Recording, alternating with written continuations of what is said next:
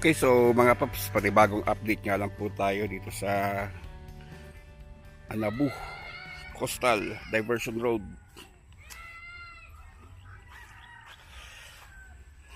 So ito yung palabas ng tawag ito, Tulay Hulyan ng Patindig Araw. Ngayon, intersecting po yan. Ito ginagawa na ito palabas ng Sarial o sa Montera Homes, no? And then sa tapat niyan, ayun na ipapunta ng durugtong sa Houseland, palabas ng Aguinaldo Highway. So durugtong yan doon sa bagong diversion road doon sa may Houseland, no? Palabas ng Aguinaldo Highway. And then ito naman yung Anabu Coastal, no? So ito na-update na nga po natin yung Anabu Coastal. Magre-re-update po tayo dyan sa mga susunod na araw, mga paps. So nabuo na nga po yung intersection niya, no? So from Anabu Coastal sa Aguinaldo Highway, ito sa Patindig Araw dyan sa Tulay Hulyan, and then ito naman sa Sarial o dyan sa Montera Homes nga. So malaking bagay ito, mga paps, na pagnabuo na itong sa may Anabu Coastal, no? And also with this, pag galing kayong Malagasang, pwede na kayo dito sa may Sarial dumaan, no? Dito sa may Montera Homes ang pasok niyan from Malagasang. And then from Malagasang, so tatawirin nyo lang po ito, dire-diretso doon, gagawan pa ng tulay dyan, diretso na nga po ng Aguinaldo Highway. So mababypass nga po nito yung dyan sa harapan, yung Patindig Araw, no? Yan, so marami pong lusutan tong diversion road na itong ginagawa ngayon dito, mga papi. So ulitin ko lang, dito ay sa palabas ng Malagasang or Sarial. Dito naman, yun yung palabas ng Patindig Araw or sa may Tulay Hulyan. Ito naman, palabas ng Aguinaldo Highway or dyan nga po sa Bayan Luma or sa Houseland. Tapos ito yung pinakamahaba. Dito naman yung palabas ng Anabu Coastal. Yun. Okay, so mga paps, andito nga po tayo ngayon sa ating update para nga po dito sa, paano ba tawagin to?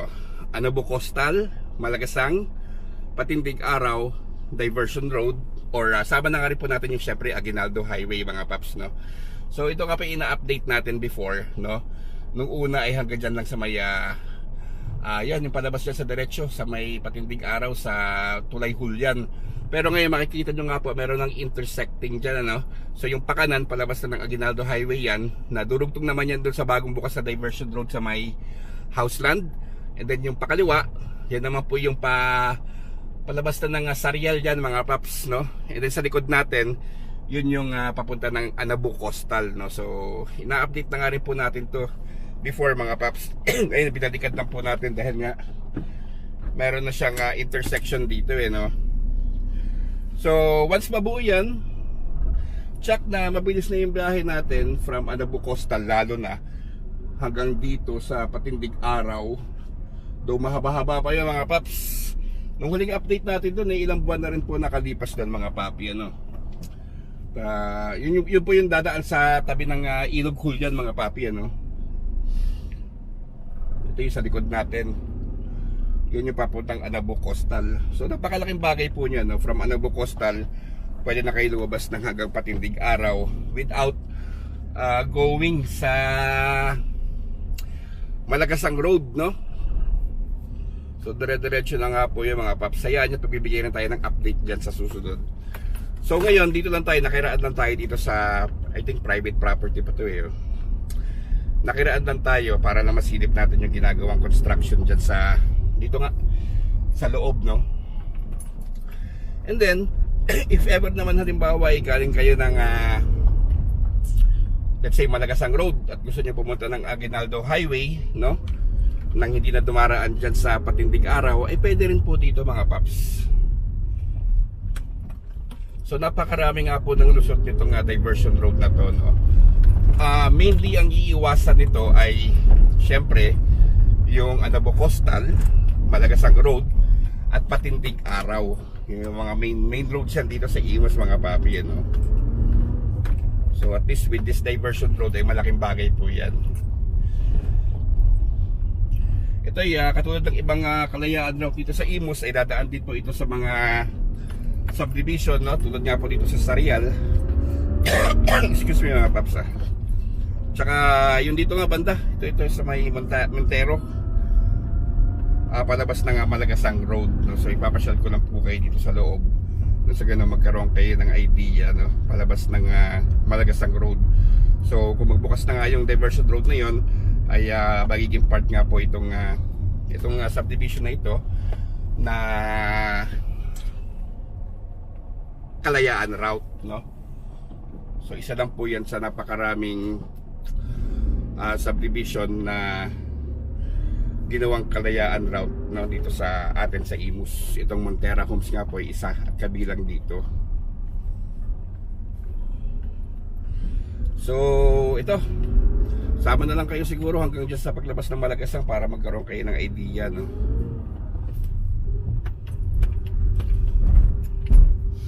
And then yung patawid ng Tulay Hulyan, yun yung Patindig Araw. So, mahaba pa yan, mga paps, lalo na yung palabas ng Anabo Coastal. Kasi wari ko yung mga abot din yun ng mga kulang-kulang or mahigit siguro na konti sa 3 kilometro. Via, ano yan mga paps, via Hulyan River.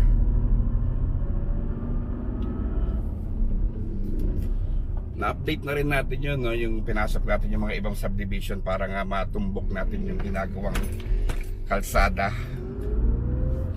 Though mahaba-haba na rin naman po nagagawa dun sa palabas ng Anabo Coastal.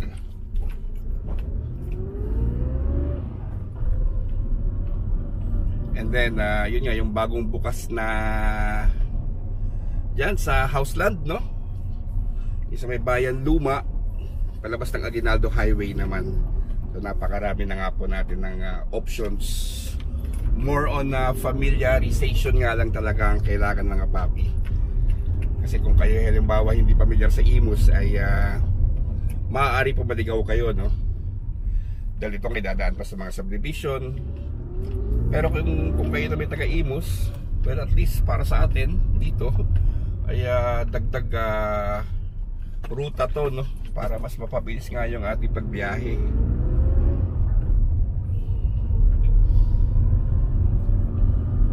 So ito, Montera Homes, tumbok nito mga paps later on yung Malagasang Road na, no? So yun po yung isang ito po yung isa sa mga magiging access niya. Pero yung pinaka major talaga na matutulungan nito is yung palabas ng Anabo Coastal. Diyan sa may Seaton mga paps, tsaka doon sa may dating DB Mart, no? Nakalimutan ko na pangalan ng mga DB Mart ngayon, eh. Basta yung dating DB Mart dyan sa may Seaton sa Coastal. So ayan, no? Malagasang Road na yan mga paps. Kanan mo dyan Pabukandala, kaliwa pa Anabo, Coastal na to. Ayun, yung pala yung maiiwasan niya mga paps na traffic, no? Anabo Coastal, Malagasang Road, Bukandala, no? Tsaka yung Patindig Araw. Yun, so I guess agad dito na lang mga paps. Bigay po tayo ng full update dyan sa mga susunod na maaari ka siguro baka next year na after na ng New Year. Check natin, no, kung anong magiging progress niya. And maybe sana magkaroon pa tayo ng oras na pasadahan nga po ulit itong parallel naman dito sa Malagasang Road, no? Yung Hulyan River kasi nasa kaliwa natin yung mga paps, eh. Yung binabaybay nga po ng diversion road na yan, palabas naman ng Anabo Coastal. Sige, pilitin po natin na makagawa ng oras para doon mga paps. Okay, so hanggang dito na lang mga paps. Sana nga po nag-enjoy kayo at maraming salamat po.